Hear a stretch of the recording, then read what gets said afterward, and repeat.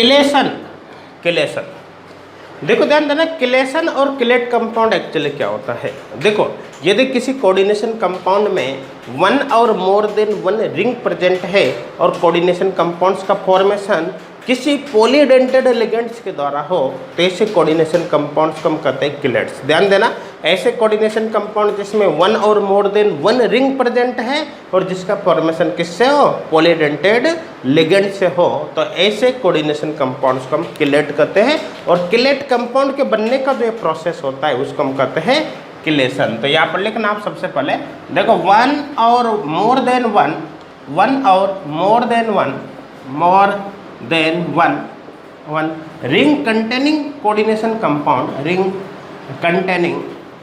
Containing complex compounds, complex compounds, complex compounds which are formed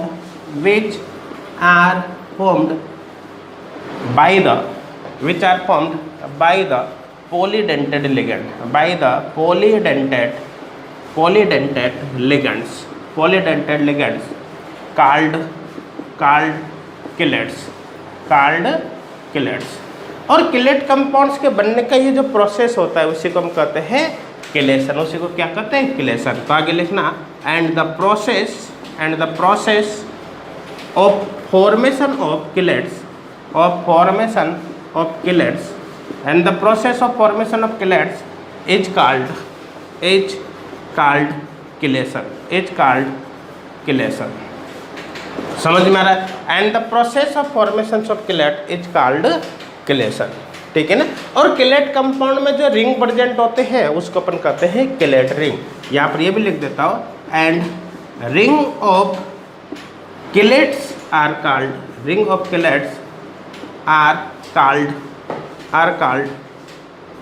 chelate ring. समझ में आ गया? तो कुल मिलाकर किलेट कंपाउंड क्या होते हैं, मेरे हिसाब से समझ में आ गया होगा। ऐसे कॉम्प्लेक्स कंपाउंड जिनमें वन और मोर देन वन रिंग प्रेजेंट होते हैं और जिनका फॉर्मेशन पॉलीडेंटेड कंपाउंड्स के द्वारा होता है, पॉलीडेंटेड लिगेंड्स के द्वारा होता है, उसको हम कहते हैं किलेट। और किलेट कंपाउंड के बनने का जो प्रोसेस होता है उसी को हम क्या कहते हैं, किलेशन। देखो अगर अपन लिगेंड की बात करें तो लिगेंड यहाँ पर टू टाइप्स के होते हैं। देखो ध्यान देना, लिगेंड्स टू टाइप्स के हो सकते हैं। देखो एक तो होता है किलेट लिगेंड और दूसरा होता है मैक्रोसाइक्लिक लिगेंड्स। देखो मैक्रोसाइक्लिक लिगेंड्स। देखो किलेट लिगेंड की बात करें तो किलेट लिगेंड एक्चुअली क्या होता है, देखो ध्यान देना, एसाइक्लिक पॉलीडेंटेड लिगेंड को हम किलेट लिगेंड कहते हैं। ये कौन सा होता है, एसाइक्लिक पॉलीडेंटेड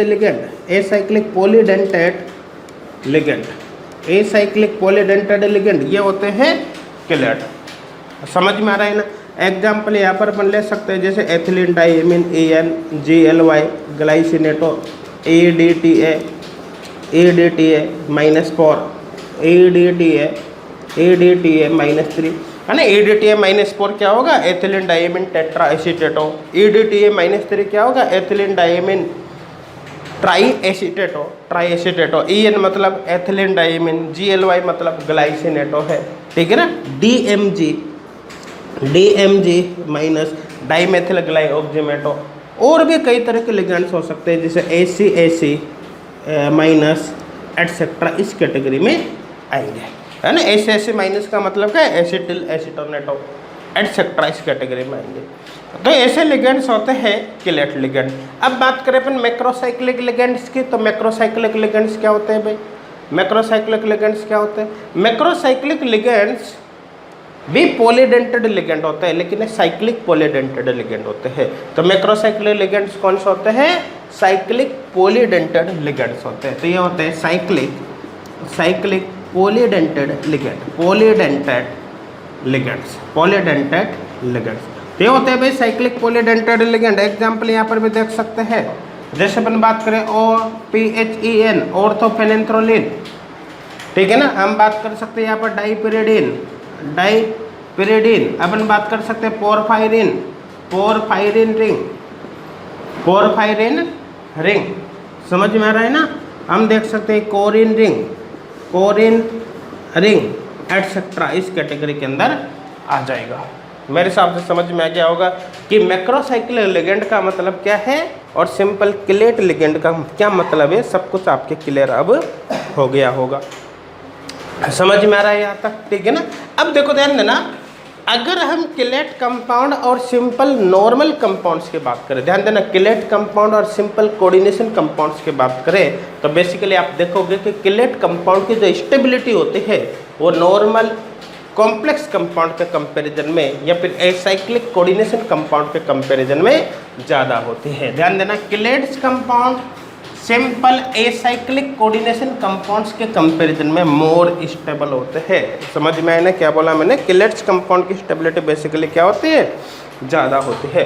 तो यहाँ पर लिख सकते हैं हम, देखो chelates compounds are more stable than Kiletes compound are more stable than simple acyclic coordination compounds. समझ में आ रहा है। तो किलेट्स कंपाउंड की जो स्टेबिलिटी होती है सिंपल एसाइक्लिक कोऑर्डिनेशन कंपाउंड से क्या होती है, ज़्यादा होती है। समझ में आ रहा है। अब इसका रीजन क्या है भाई, बिकॉज ऑफ देखो point A reduce strain.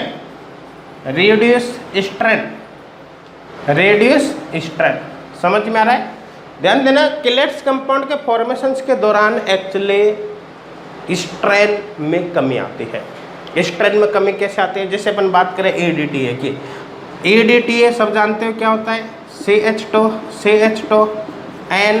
NCH2 COO minus CH2 COO minus CH2 COO minus CH2 COO minus, ये ADTA होता है ना। अब देखो इस ADTA की अगर अपन बात करें तो आप हमेशा ध्यान देना कि ADTA का देखो हेक्साडेंटेड लिगेंड है, 2 डोनर नाइट्रोजन है, 4 डोनर यहाँ पर ऑक्सीजन होंगे ना। अब देखो ये जब कोई कॉम्प्लेक्स बनाएगा ADTA तो ये जितने भी डोनर है वो किसी एक मेटल आयन से आकर जुड़ जाएगा M+N से। ये सभी की बॉन्डिंग इसकी इन चारों ऑक्सीजन की बॉन्डिंग किससे होगी, सेंट्रल मेटल आयन से हो जाएगी। तो कुल मिलाकर जब सभी फ्री साइड्स केवल एक जगह पर आकर अटैच हो जाएगी, जुड़ जाएगी, तो कुल मिलाकर वहाँ पर क्या हो जाएगा, स्ट्रेन में कमी आएगी। स्ट्रेन में क्या होगी, वहाँ पर कमी आएगी। तो ये भी स्टेबिलिटी का एक रीजन है। देखो ध्यान देना नेक्स्ट पॉइंट यहाँ पर अपन ले सकते हैं डीलोकेलाइजेशन ऑफ पाई इलेक्ट्रॉन्स। देखो delocalization of pi electrons in some chelates. Delocalization of pi electrons in some chelates provide extra stability.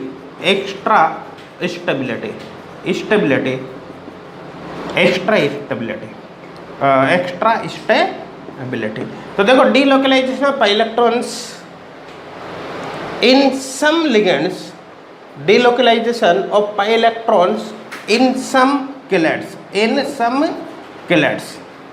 provide extra stability। समझ में आ रहा होगा, किसी को डाउट नहीं होगा। तो ध्यान देना एक्स्ट्रा स्टेबिलिटी। अब देखो समझना यहाँ पर आप, जैसे हम बात करें हीमोग्लोबिन की, हीमोग्लोबिन एक आयरन पोरफायरिन कॉम्प्लेक्स होता है। हीमोग्लोबिन एक आयरन पोरफायरिन कॉम्प्लेक्स होता है और उसके अंदर चारों तरफ पाई इलेक्ट्रॉन्स कंटिन्यूस सर्कुलेट हो सकते हैं। ध्यान दे रहे हीमोग्लोबिन का जो रेड कलर होता है वो पाई टू पाई स्टार ट्रांजिशन की वजह से होता है। किसकी वजह से होता है, पाई टू पाई स्टार ट्रांजिशन की वजह से होता है। तो हीमोग्लोबिन में पाई इलेक्ट्रॉन्स का कंटिन्यू डिलोकेलाइजेशन हो सकता है। तो कुल मिलाकर कुछ जो किलेट्स होते हैं उनमें पाई इलेक्ट्रॉन्स कंटिन्यू डिलोकेलाइज हो सकते हैं, जिसकी वजह से उनमें एक्स्ट्रा स्टेबिलिटी आ जाती है। समझ में आ रहा है। देखो नेक्स्ट पॉइंट यहाँ पर ले सकते हैं, देखो more energy is required to break more than one coordinate bond per ligand ligand. अब देखिए इस पॉइंट का क्या मतलब है, more energy is required to break more than one coordinate bond per ligand. देखो अगर किलेट कंपाउंड्स की अपन बात करें तो किलेट कंपाउंड को तोड़ने के लिए, आपको उसको ब्रेक करने के लिए एक साथ एक से ज़्यादा बॉन्ड को ब्रेक करना पड़ेगा प्रति लिगेंड। देखो समझना, जैसे सपोज करो मैं इस EDTA का कॉम्प्लेक्स बना दो किसी मेटल के साथ, तो उस कंडीशन में क्या होगा कि ये मेटल, इस मेटल में जो इस मेटल के साथ इस लिगेंड में 6 डोनर है, 6 डोनर की बॉन्डिंग होगी।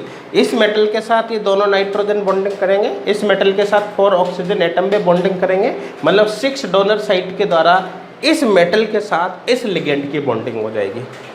अब अगर आपको इस लिगेंड को इस मेटल से ब्रेक करना है, इस मेटल से रिमूव करना है, तो उसके लिए क्या करना पड़ेगा, 6 जो कोऑर्डिनेट बॉन्ड बनेंगे 2 नाइट्रोजन 4 ऑक्सीजन एटम के द्वारा, उन 6 कोऑर्डिनेट बॉन्ड को आपको एक साथ तोड़ना पड़ेगा। जब तक ये 6 कोऑर्डिनेट बॉन्ड कंप्लीट नहीं टूट जाते तब तक ये लिगेंड इस मेटल आयन से फ्री नहीं होगा, सेपरेट नहीं होगा। तो अगर 6 कोऑर्डिनेट बॉन्ड को आप एक साथ तोड़ोगे तो यहाँ पर बहुत ज़्यादा एनर्जी की आवश्यकता होगी। इसी वजह से EDTA के जो कॉम्प्लेक्स बनेंगे वो हाईली स्टेबल होंगे। लेकिन सपोज करो कि नॉर्मल केस है, जैसे MLN ±X, इस तरह का केस हो गया, तो यहाँ पर 6 अलग अलग लिगेंड है, ML6 कर देता हूँ। जैसे एक तो केस है कि EDTA जुड़ा हुआ है, EDTA जुड़ा हुआ तो एक ही लिगेंड के 6 डोनर मेटल के साथ कोऑर्डिनेट बॉन्ड बनाएंगे। लेकिन अगर मान लो इस तरह का केस है तो अलग अलग 6 लिगेंड मेटल के साथ कोऑर्डिनेट बॉन्ड बनाएंगे। दोनों केस में डिफरेंस है।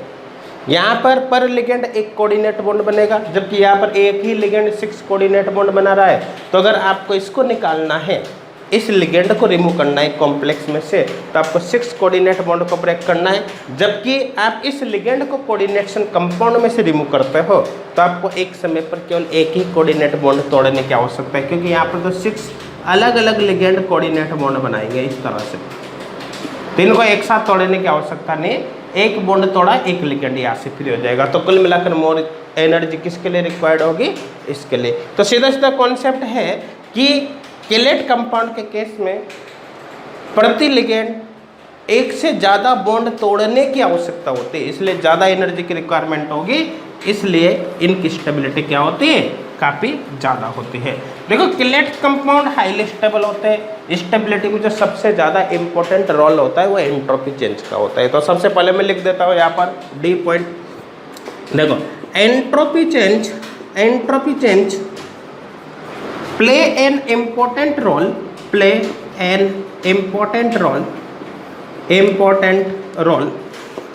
ठीक है ना। Entropy change play an important role in stability of complex as,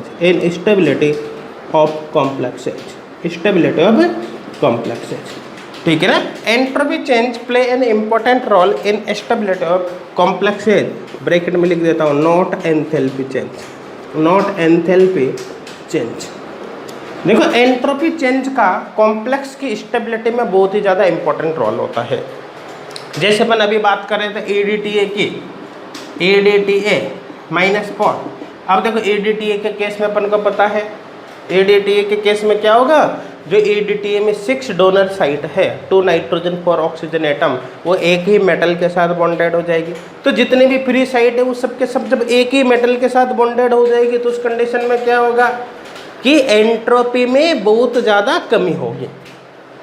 reason के, क्योंकि जितने भी फ्री साइट थी, जब वो फ्री थी तो एंट्रोपी ज़्यादा होगी, जब वो एक ही जगह पर आकर बॉन्डेड हो जाएगी तो एंट्रोपी में कमी होगी, क्योंकि रैंडमनेस डिक्रीज हो रही है। एंट्रोपी में कमी होने की वजह से ही, एंट्रोपी में बहुत ज़्यादा कमी होने की वजह से ही किलेट कंपाउंड की स्टेबिलिटी क्या होती है, काफ़ी ज़्यादा होती है। समझ में आ रहा है। एंट्रोपी एक तरह की क्या होती है, एनर्जी होती है। सबको पता है एंट्रोपी एक तरह की क्या होती है, एनर्जी होती है। एंट्रोपी ज़्यादा होने का मतलब सिस्टम कम स्टेबल है, एंट्रोपी कम होने का मतलब सिस्टम ज़्यादा स्टेबल है। जिस सिस्टम की एंट्रोपी जितनी ज़्यादा होगी उसकी स्टेबिलिटी अपन उतनी ही कम मानेंगे। मेरे हिसाब से क्लियर हो गया होगा, क्योंकि एंट्रोपी एक तरह की क्या होती है, एनर्जी ही होती है। तो कुल मिला के एंट्रोपी चेंज का कोऑर्डिनेशन कंपाउंड की स्टेबिलिटी में सबसे ज़्यादा रोल होता है। तो ये तो क्लियर हो गया होगा कि कोऑर्डिनेशन कंपाउंड, जो सिंपल कोऑर्डिनेशन कंपाउंड्स होते हैं उनके कंपैरिजन में किलेट कंपाउंड काफ़ी ज़्यादा स्टेबल होते हैं। क्यों होते हैं?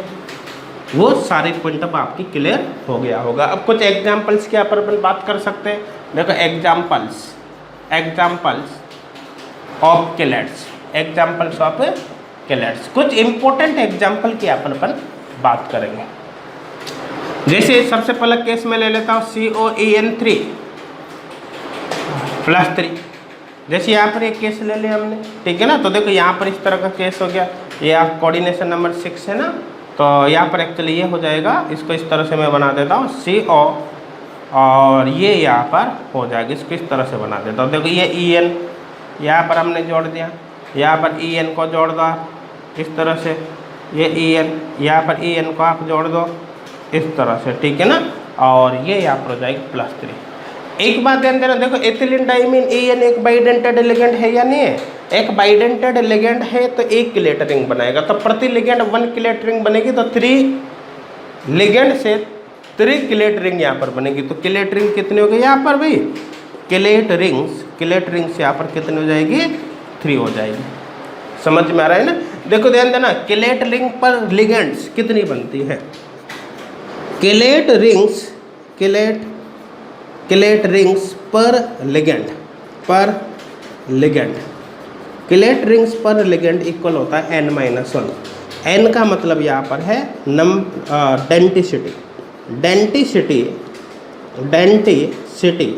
Denticity of ligand. देखो ध्यान देना, किसी लिगेंड के डेंटिसिटी सपोज करो 2 है, मतलब बाइडेंटेड लिगेंड है। तो बाइडेंटेड लिगेंड है तो प्रति लिगेंड कितनी किलेट रिंग बनेगी? 2 - 1 मतलब 1। जैसे यहाँ पर एथिलीन डाइमीन एक बाइडेंटेड लिगेंड है तो प्रति लिगेंड केवल एक ही किलेट रिंग बन रही है। देखो 3 लिगेंड से 3 किलेट रिंग का यहाँ पर फॉर्मेशन हुआ। सपोज करो कोई हेक्साडेंटेड लिगेंड है, तो डेंटिसिटी कितनी हो जाएगी? 6 हो जाएगी। तो प्रति लिगेंड कितनी किलेट रिंग बनेगी? 6 - 1 मतलब 5 किलेट रिंग का फॉर्मेशन होगा। कुछ और एग्जांपल्स यहाँ पर लेते हैं तो सब कुछ आपके क्लियर हो जाएगा। जैसे अपन नेक्स्ट केस यहाँ पर ले सकते हैं, जैसे COOX3 -3। अब स्ट्रक्चर बनाने की जरूरत नहीं है, तो जस्ट लाइक यही है ANOX, एक जैसे लिगेंड है, ठीक है ना। दोनों में ही दोनों डोनर सेम है। अंतर क्या है कि यहाँ पर डोनर नाइट्रोजन है कि जबकि यहाँ पर डोनर ऑक्सीजन है, लेकिन दोनों सेम है, ठीक है। तो बिल्कुल सेम बनेगा। इसके लिए भी किलेट रिंग्स कितनी होगी? किलेट रिंग्स यहाँ पर होगा 3। समझ में आ रहा है? अब देखो नेक्स्ट केस यहाँ पर देख सकते हैं हम, जैसे सपोज करो हम बात करें NIDMG2, ये कॉम्प्लेक्स हमने ले लिया। देखो DMG का मतलब है डाइमेथिल ग्लाइऑक्सीमेटो। DMG का मतलब क्या है? डाइमेथिल ग्लाइऑक्सीमेटो। DMG को पहले मैं बना देता हूँ यहाँ पर DMG माइनस, देखो ये होता है डाइमेथिल ग्लाइऑक्सीमेटो CH3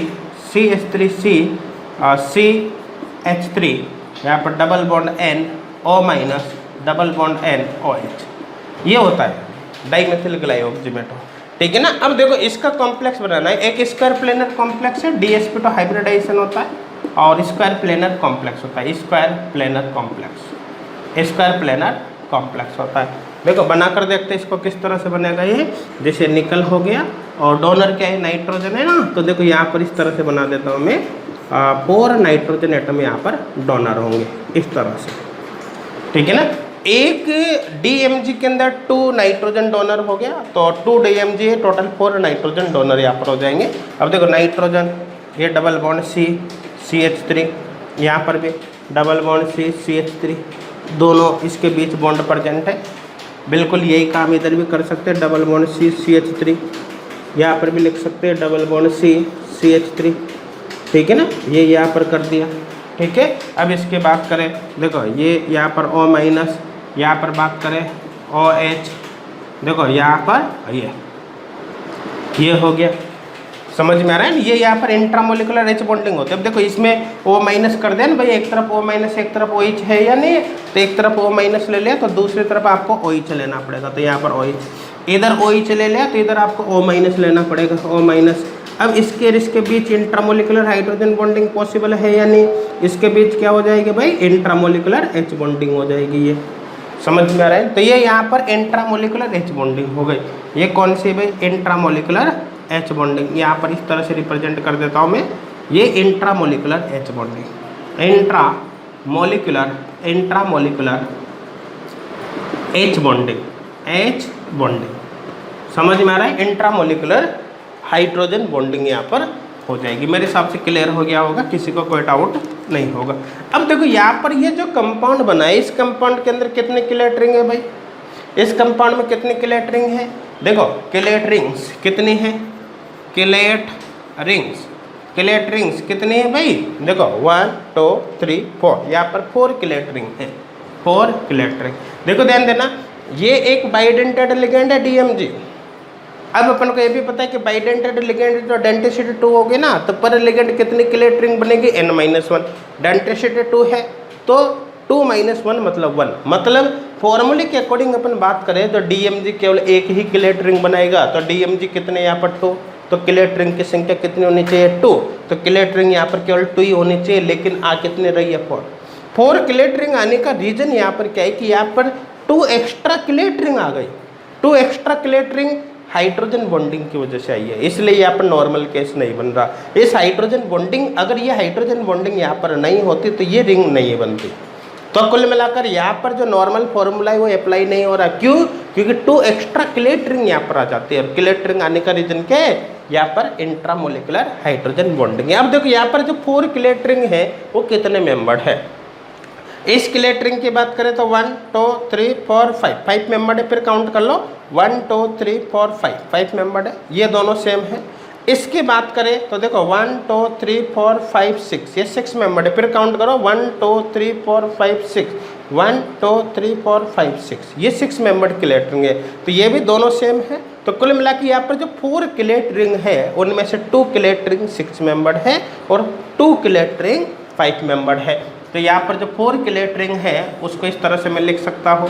देखो समझना, यहाँ पर 4 किलेट रिंग में देखो 5 मेंबर्ड किलेट रिंग्स, 5 मेंबर्ड कितने हैं? 2 chelate ring, 2 chelate ring. 5 membered chelate ring कितने? 2। और 6 मेंबर्ड किलेट रिंग, 6 मेंबर्ड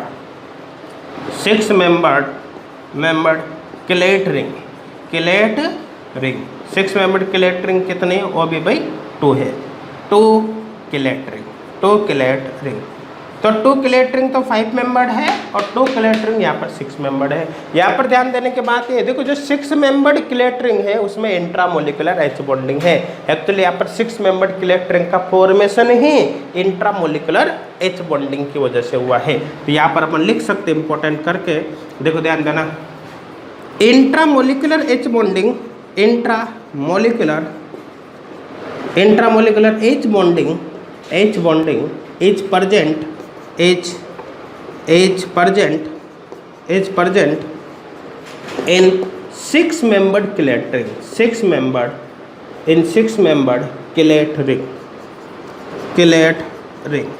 समझ में आ रहा है? तो देखो intramolecular H bonding present in 6 membered chelate ring. मेरे हिसाब से किसी को कोई डाउट अब इसमें नहीं होगा, सबके ये कॉन्सेप्ट क्लियर हो गया होगा। समझ में आ रहा है यहाँ तक? ठीक है ना? तो क्लियर हो गया होगा किस तरह से हमने यहाँ पर इसको सोल्व किया है। अब देखो ध्यान देना, नेक्स्ट केस यहाँ पर हम लेते हैं जैसे CaADTA -2, ये कॉम्प्लेक्स ले लेते हैं। देखो EDTA पता है इसे, EDTA क्या है? EDTA -2 ethylene diamine tetraacetato, sorry EDTA -4 ethylene diamine tetraacetato. EDTA -4 क्या होता है? Ethylene diamine टेट्राएसीटेटो।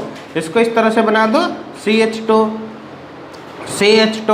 यहाँ पर N CH2 C double bond O minus CH2 C double bond O minus CH2 C double bond O minus CH2 C double bond O minus. इस तरह से बना सकते हैं इसको।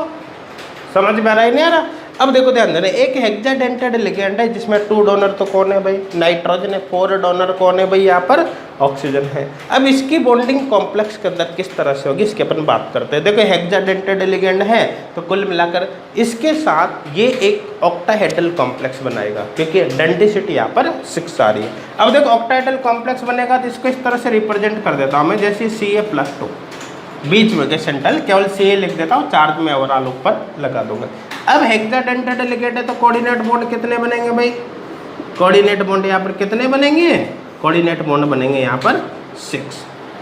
2 डोनर तो कौन है? 2 डोनर नाइट्रोजन है, तो 2 डोनर हमने ये नाइट्रोजन लगा दिए। 4 डोनर कौन है? 4 डोनर ऑक्सीजन है, तो बाकी पोजीशन पर मैं यहाँ पर ऑक्सीजन जोड़ देता हूँ। समझ में आ रहा है ना? अब देखो नाइट्रोजन के बॉन्डिंग कैसे है, नाइट्रोजन से CH2 जुड़ा हुआ है, यहाँ पर इस नाइट्रोजन से हमने जोड़ दिया CH2 और ये यहाँ पर बॉन्डिंग को हमने रिप्रेजेंट कर दिया। मेरे हिसाब से समझ में आ गया होगा, कोई डाउट किसी को इसमें अब नहीं होगा। समझ में आ रहा है यहाँ तक? अब देखो ध्यान देना, आगे इसमें बॉन्डिंग किस प्रकार से होगी। देखो इस नाइट्रोजन पर क्या प्रेजेंट है? CH2, फिर इस पर क्या प्रेजेंट है? C डबल बॉन्ड हो, फिर इससे डोनर ऑक्सीजन प्रेजेंट जुड़ा हुआ है, तो नाइट्रोजन पर यहाँ पर जुड़ा हुआ है CH2, ये CH2, फिर इससे आगे जुड़ा हुआ है C डबल बॉन्ड हो। तो देखो नाइट्रोजन से जुड़ा है CH2, फिर इससे आगे जुड़ा है C डबल बॉन्ड हो, और इससे ये ऑक्सीजन जुड़ा हुआ है आगे, ये ऑक्सीजन। समझ में आ रहा है? ऐसा ही एक और ग्रुप, सेम ग्रुप जुड़ा हुआ है, तो उसके लिए भी बना देते हैं। तो देखो यहाँ पर इसको इस तरह से रिप्रेजेंट कर दो, CH2 C double bond O, इसकी बॉन्डिंग इससे हो जाएगी। हो गया ना? CH2 C double bond O, बिल्कुल सेम नीचे की तरफ है, तो यहाँ पर भी अपन लिख सकते हैं। देखो ये CH2 C double bond O, यहाँ पर भी देख सकते हैं CH2 C double bond O, C double bond O, और यहाँ पर अपन ले सकते हैं O। मेरे हिसाब से क्लियर हो गया होगा। चार्ज कितना है यहाँ पर? -2 चार्ज। कैसे बनाए कॉम्प्लेक्स को, सब समझ में आ गया होगा, किसी को कोई डाउट है यहाँ पर नहीं होगा। अब देखो ध्यान देना, इसमें डेंसिटी कितनी है? हेक्साडेंटेड लिगेंड है, हेक्साडेंटेड लिगेंड तो डेंसिटी यहाँ पर 6 हो गई, डेंसिटी 6 है, तब पर लिगेंड कितने क्लेट रिंग बनेंगे? 5। तो यहाँ पर क्लेट रिंग कितनी बनी? 5। क्लेट रिंग्स कितने बनेंगे भाई? 5 यहाँ पर बनेगी, है ना? 5 क्लेट रिंग यहाँ पर बनेगी। चलो काउंट करके भी देख ले, चलो देख लेते हैं काउंट करके। एक क्लेट रिंग आपको ये दिखाई दे रही होगी, ये क्लेट रिंग आपको दिख रही नहीं? दिख रही ना? देखो कितने मेंबर है, काउंट करना यहाँ से 1 2 3 4 5, फिर काउंट करना 1 2 3 4 5। समझ में आ गया? 1 2 3 4 5 मेंबर्ड क्लेट रिंग बन गई। नेक्स्ट क्लेट रिंग काउंट करते, यहाँ से देखा 1 2 3 4 5, फिर काउंट करना 1 2 3 4 5। ठीक है, एक और यहाँ देखो 1 2 3 4 5, 1 2 3 4 5। तो नीचे की ये 2 क्लेट रिंग हो गई 5 मेंबर, ऊपर भी सेम है, तो यहाँ भी 5 मेंबर और ये भी क्या 5 मेंबर। मतलब यहाँ पर जो टोटल 5 क्लेट रिंग बनी, कौन कौन सी? 1 2 3 4 5, टोटल जो 5 क्लेट रिंग बनी है वो एक्चुअली 5 मेंबर है। तो यहाँ पर लिख सकते हैं, हम लिख सकते हैं, देखो all chelate rings are 5 member, सभी क्लेट रिंग यहाँ पर कौन सी है? 5 मेंबर्ड है। मेरे हिसाब से समझ में आ गया होगा, किसी को इसमें कोई डाउट नहीं होगा। तो EDTA का कॉम्प्लेक्स किस तरह से बना है, इसमें क्लेट रिंग किस प्रकार से बनती है, मेरे हिसाब से इसमें किसी को कोई डाउट अब नहीं होगा, सबके समझ में आ गया होगा। क्लियर यहाँ तक? अब देखो ध्यान देना, समझना, कुछ और केस यहाँ पर हम लेकर देखते हैं। जैसे अपन बात करें हीमोग्लोबिन है ना, हीमोग्लोबिन HB से इसको अपन रिप्रेजेंट करेंगे, HB। देखो ध्यान देना, हीमोग्लोबिन एक आयरन पोरफायरिन कॉम्प्लेक्स से क्या होता है? ये आयरन पोरफायरिन कॉम्प्लेक्स,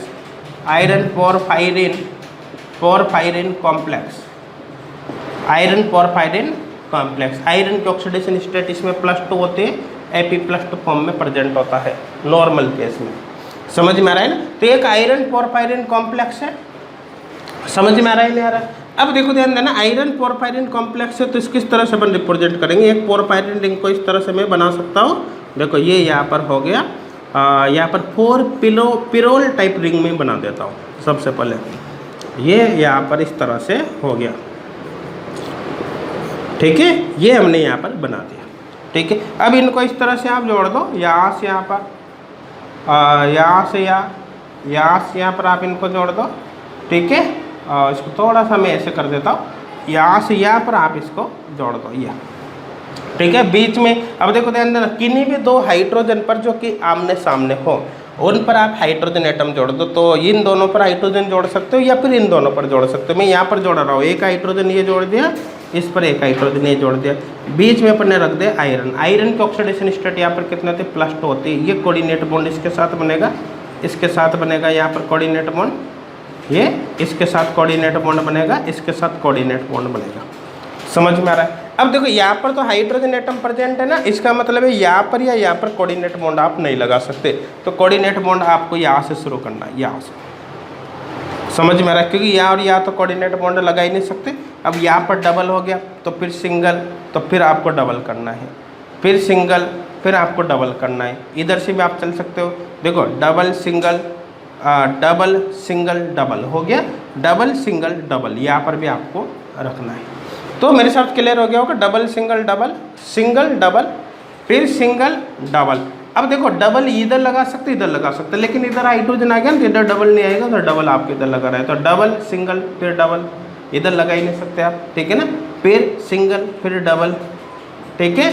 अब यहाँ तो हाइड्रोजन नहीं है, तो यहाँ पर लगाओ आप सिंगल डबल, ये इधर भी आप कंटिन्यू कर दो, यहाँ पर डबल सिंगल डबल, फिर यहाँ पर देखो आप डबल हो गया, तो फिर सिंगल, फिर यहाँ पर डबल होगा, ठीक है। इधर आप लगा ही नहीं सकते, सोच ही नहीं सकते, तो यहाँ पर डबल सिंगल फिर डबल, ये यहाँ पर होगा। ये इसमें देखो कुछ साइड चेन से यहाँ पर जुड़ी हुई होती है। अभी अपन को स्ट्रक्चर्स की बात नहीं करनी है, एक बेसिक स्केलेटन हमने यहाँ पर बनाया है।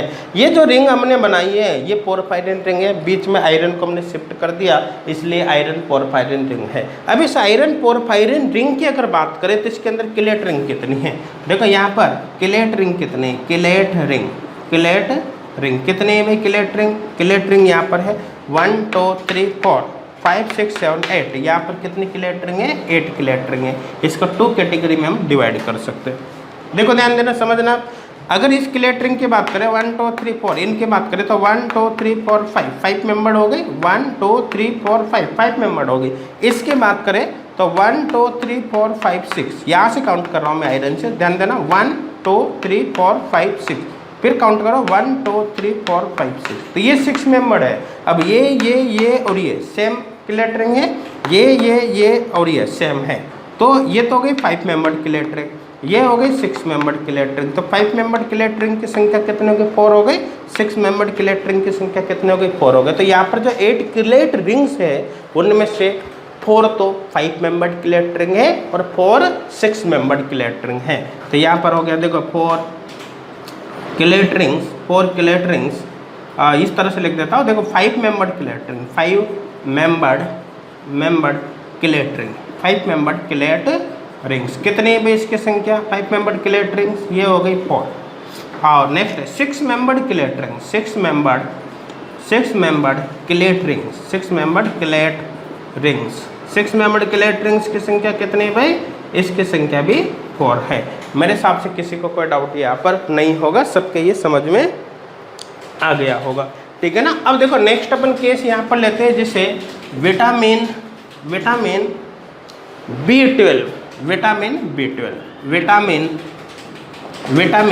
B12। अच्छा एक बात और ध्यान देना, आयरन पोरफायरिन कॉम्प्लेक्स जो है हीमोग्लोबिन होता है, हीमोग्लोबिन रेड कलर का होता है ना, कौन सा होता है, रेड कलर। हीमोग्लोबिन का रेड कलर किसकी वजह से होता है पता है, देखो हीमोग्लोबिन में अगर आप देखोगे तो ये जो रिंग है पोरफायरिन रिंग, इसमें देखो डबल सिंगल डबल डबल, यहाँ से देखो double single double single double single double single double single double single double single double continue चल रहा है, डबल सिंगल, मतलब यहाँ पर डबल बॉन्ड के बीच कंप्लीट कॉन्जुगेशन हो रहा है, पाई इलेक्ट्रॉन्स कंप्लीट डिलोकलाइजेशन होगा। यहाँ पर ये जो हीमोग्लोबिन का है इसका red colour pi to pi star transitions की वजह से होता है, ध्यान देना, red colour of haemoglobin, red colour of haemoglobin किसकी वजह से होता है भाई, due to pi to pi star transition. हमेशा ध्यान रखना, हीमोग्लोबिन का रेड कलर किसकी वजह से होता है भाई, पाई टू पाई स्टार ट्रांजिशंस की वजह से होता है। मेरे हिसाब से क्लियर हो गया होगा। अब देखो अपन बात करें विटामिन B12 की, जैसे हीमोग्लोबिन आयरन पोरफायरिन कॉम्प्लेक्स है, उसी तरह से vitamin B12 cobalt corrin complex है। ये क्या होता है, देखो 8H it is a cobalt corrin complex. तो क्या होता है cobalt corrin complex, corrin complex. समझ में आ रहा है? जैसे पोरफायरिन एक रिंग होती है इस तरह से साइक्लिक रिंग, उसी तरह से कोरिन भी एक साइक्लिक रिंग होती है। कोरिन रिंग का फॉर्मेशन करते हैं, कैसे करोगे? देखो कोरिन रिंग का फॉर्मेशन समझना। देखो कोरिन रिंग की बात करें तो वही 4 में पिरोल टाइप रिंग्स यहाँ पर बना देता हूँ सबसे पहले, जैसा हमने आयरन पोरफायरिन के केस में बनाया था। मैं तो पोरफायरिन रिंग के केस में जैसा बनाया था बिल्कुल वैसा ही यहाँ पर सबसे पहले हम बना देते हैं। ये केस यहाँ पर हो जाएगा। समझ में आ रहा है? अब देखो ध्यान देना, यहाँ पर इस तरह से हमने बना रखा था, इस तरह से बना रखा था ना, बिल्कुल सेम कॉन्सेप्ट, अलग से कुछ भी नहीं नया, सब कुछ सेम है, ठीक है। लेकिन यहाँ पर देखो बाकी जगह यहाँ पर CH2 आ रहा है बीच में, लेकिन यहाँ पर आप इसको डायरेक्ट मिला दो। एक जगह पर आप इसको क्या कर दो, डायरेक्ट मिला दो, किसी तरह का बॉन्ड बीच में आप यहाँ पर मत बनाओ। समझ में आ रहा है ना? अब देखो यहाँ से अपन स्टार्ट कर देते हैं इसको, यहाँ से स्टार्ट कर दो। जैसे अब डबल सिंगल, ठीक है, फिर यहाँ पर डबल ले लो, फिर सिंगल, फिर यहाँ पर डबल ले लो, डबल, ठीक है, फिर सिंगल, फिर यहाँ पर आप डबल ले लो, फिर सिंगल, फिर यहाँ पर आप डबल ले लो। समझ में आ रहा है? इस तरह से आप ले लो। अब यहाँ पर आप जोड़ दो हाइड्रोजन, यहाँ पर आप क्या जोड़ दो, हाइड्रोजन, बीच में आपने जोड़ दिया यहाँ पर कोबाल्ट, बीच में आपने जोड़ दिया कोबाल्ट। अब कोबाल्ट इस तरह से कोऑर्डिनेट बॉन्ड बनाएगा इसके साथ, इस तरह से। इस तरह का केस आपको यहाँ पर देखने को मिलेगा। मेरे हिसाब से समझ में आ रहा होगा कि किस तरह से आपको यहाँ पर बनाना है। समझ में आ रहा है? ठीक है ना? देखो फिर कॉन्जुगेशन एक बार देख लो, जैसे डबल सिंगल, अच्छा यहाँ पर चेंज हो रहा है क्या, डबल सिंगल डबल यहाँ पर आएगा, फिर सिंगल फिर डबल यहाँ पर आएगा, फिर सिंगल फिर डबल यहाँ पर आएगा, फिर सिंगल फिर डबल यहाँ पर आएगा, फिर सिंगल फिर डबल यहाँ पर आएगा। इस तरह से केस बनता है। अब देखो ये जो कोबाल्ट कोरिन कॉम्प्लेक्स है, कोबाल्ट कोरिन कॉम्प्लेक्स में क्या हो रहा है, ध्यान देना। कोबाल्ट कोरिन कॉम्प्लेक्स में कितने किलेट रिंग है, काउंट करो, 1, यहाँ से काउंट करो, 1 2 3 4 5 6 7 8 किलेट रिंग कितने हो गए यहाँ पर, 1 2 3 4 5 6 7 8 किलेट रिंग है। किलेट रिंग कितने हो गए, 8 किलेट रिंग्स यहाँ पर हो गए 8। समझ में आ रहा है? अब देखो 8 जो किलेट रिंग उनमें देखो 5 मेंबर कितने, 6 मेंबर कितने, वो देखना है। तो देखो 1 2 3 4 ये तो 5 मेंबर हो ही गई। अब इसकी बात कर रही है कितने मेंबर है, काउंट यहाँ से करो कोबाल्ट से मैं काउंट कर रहा हूँ 1 2 3 4 5। ध्यान देना 1 2 3 4 5 1 2 3 4 5 5 मेंबर किलेट रिंग है। इसके बात करो तो 1 2 3 4 5 6 1 2 3 4 5 6 1 2 3 4 5 6 ये 6 मेंबर है।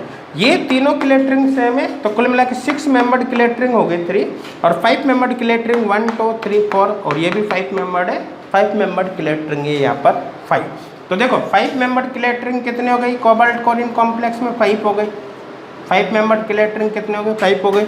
और 6 मेंबर्ड किलेट रिंग कितने, केवल यहाँ पर 3 है। 6 मेंबर्ड किलेट रिंग कितने भाई यहाँ पर 3। मेरे हिसाब से अब क्लियर हो गया होगा। विटामिन B12 एक कोबाल्ट कोरिन कॉम्प्लेक्स है, और इसके अंदर 5 मेंबर्ड किलेट रिंग कितने हैं, इसके अंदर 5 मेंबर्ड किलेट रिंग कितने भाई, 5 मेंबर्ड किलेट रिंग यहाँ पर कितने हैं, 5 है, जबकि 6 मेंबर्ड किलेट रिंग कितनी यहाँ पर 3 है। तो अब मेरे हिसाब से कंप्लीट समझ में आ गया होगा कि किलेशन क्या होता है, किलेट कंपाउंड्स क्या होता है, किलेट रिंग क्या होता है, और इनका फॉर्मेशन किस प्रकार से होता है।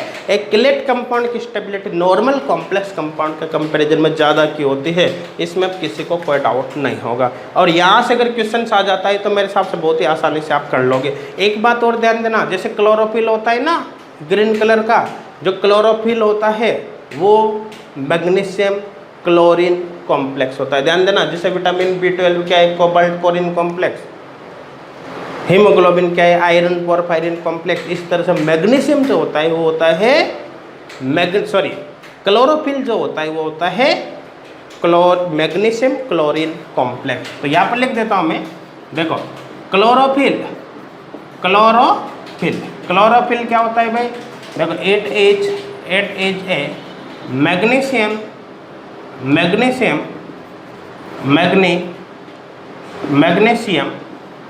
Chlorine complex, magnesium chlorine complex होता है। तो स्ट्रक्चर बनाने की रिक्वायरमेंट नहीं, आपको नॉलेज के पर्पज से पता होना जरूरी है कि क्लोरोफिल एक मैग्नीशियम क्लोरीन कॉम्प्लेक्स होता है। देखो क्लोरीन का मतलब यहाँ पर Cl नहीं है, जैसे कोरिन रिंग होती है, पोरपाइरिन रिंग होती है, इसी तरह से क्लोरीन भी एक रिंग होती है। बस यहाँ पर इस रिंग के अंदर मैग्नीशियम प्रेजेंट होगा। मेरे हिसाब से सब कुछ आपके क्लियर हो गया होगा। तो क्लियर है सभी के कि क्लेट्स क्या है, क्लेट रिंग क्या होते हैं, क्लेशंस क्या होता है, इनकी स्टेबिलिटी ज़्यादा की होती है, यहाँ से किस टाइप के केस बन सकते हैं, सब कुछ मेरे हिसाब से क्लियर हो गया होगा, किसी को कोई डाउट नहीं होगा। समझ में आ रहा है ना।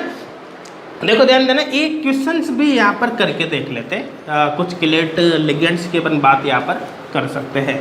देखो क्वेश्चन लिखना, क्वेश्चन देखो, in which of the following ligand in which of the following ligands in which of the following ligands act as chelate ligand, ठीक है ना। देखो यहाँ पर मैं लिख रहा हूँ ए यहाँ पर लिख दिया GLY माइनस, बी यहाँ पर लिख दिया EN, सी यहाँ पर लिख दिया AC माइनस, डी यहाँ पर लिख दिया हमने, डी यहाँ पर लिख दिया हाँ DMG माइनस, ई यहाँ पर लिख दिया सपोज करो EDTA माइनस फॉर, एफ यहाँ पर हम लिख देते हैं जैसे N CH2 और यहाँ पर N, ये यहाँ पर हम कर देते हैं और यहाँ पर लिख देते हैं, देखो G लिख देते हैं। और कौन सा सही होगा, देखो क्वेश्चन क्या है, in which of the following ligands act as chelate ligand, कौन से लिगेंड क्लेट लिगेंड की तरह बिहेव करते हैं। देखो क्लेट लिगेंड क्या होते हैं, क्लेट लिगेंड होते हैं एसाइक्लिक पॉलीडेंटेड लिगेंड। क्या होता है एसाइक्लिक पॉलीडेंटेड लिगेंड, तो ग्लाइसिनेटो भी एसाइक्लिक पॉलीडेंटेड लिगेंड है, क्लेट होगा, ठीक है। जैसे इसका एग्जांपल हमने ले लिया CrGly3, ये क्लेट कंपाउंड, यहाँ पर क्लेट रिंग कितनी बनेगी, क्लेट रिंग इक्वल यहाँ पर होगी, क्लेट रिंग इक्वल यहाँ पर होगी 3 क्लेट रिंग यहाँ पर बन जाएगी। EN ethylene diamine chelate ligand है, HCl माइनस एक बाइडेंटेड लिगेंड है, एसिटिल एसिटोनेटो क्लेट लिगेंड है, DMG डाइमेथिल ग्लाइऑक्सीमेटो एक बाइडेंटेड लिगेंड है, कॉम्प्लेक्स में हमने इसका बनाया था अभी थोड़ी देर पहले, है ना। एथिलीन डाइमिन टेट्राएसिटेटो क्लेट लिगेंड है, हेक्साडेंटेड लिगेंड है। अब कन्फ्यूजन यहाँ पर इसमें हो सकता है, देखो आप अगर नॉर्मली सोचोगे तो ये भी तो एक बाइडेंटेड लिगेंड है, डोनर ये नाइट्रोजन हो सकता है, ये भी क्लेट लिगेंड होना चाहिए, लेकिन ये क्लेट लिगेंड नहीं है, ये क्लेट लिगेंड नहीं है। कैसे नहीं ये क्लेट लिगेंड, देखो ध्यान देना, अगर इसकी बॉन्डिंग आप किसी मेटल से कराओ, ये समझो आप जैसे नाइट्रोजन यहाँ पर हो गया CH2, ये CH2, ये CH2, समझ में आ रहा है, ये नाइट्रोजन, ठीक है। और इस मेटल के साथ इसकी बॉन्डिंग कराओ, डोनर इसके पास भी लोन पेयर, इसके पास भी लोन पेयर है, डोनर ये दोनों हैं। अब जब दोनों डोनर एक साथ वर्क करेगा तभी क्लेट रिंग बनेगी, तो ये डोनर होना चाहिए, ये डोनर होना चाहिए। क्या ये दोनों नाइट्रोजन किसी मेटल को एक साथ एक ही समय पर लोन पेयर देकर कोऑर्डिनेट बॉन्ड बना सकते हैं, नहीं बना सकते। रीजन क्या है, क्योंकि ये मेटल एक तरह से यहाँ हो गया, अब इस मेटल के साथ ये भी कोऑर्डिनेट बॉन्ड बना रहा है, ये भी कोऑर्डिनेट बॉन्ड बना रहा है, तो रिंग के अंदर स्ट्रेन आएगी नहीं आएगी, यहाँ पर रिंग के अंदर स्ट्रेन आ जाएगी। इस स्ट्रेन की वजह से दोनों नाइट्रोजन एक साथ यहाँ पर कोऑर्डिनेट बॉन्ड बना ही नहीं सकते। जब एक साथ कोऑर्डिनेट बॉन्ड बनेगा ही नहीं तो कुल मिलाकर ये क्लेट लिगेंड की तरह बिहेव नहीं करेगा। तो यहाँ पर लिख सकते हैं not a chelate ligand, not a chelate ligand. और क्लेट लिगेंड ये क्यों नहीं है, मेरे हिसाब से इसमें किसी को कोई डाउट अब नहीं होगा। तो अब कंप्लीट क्लियर हो गया होगा क्लेशंस के बारे में, किसी तरह का कोई डाउट अब यहाँ पर आपके नहीं होगा। मेरे हिसाब से क्लियर है सभी के, क्लियर है यहाँ तक। चलो कंप्लीट नोट करो इसको बाहर।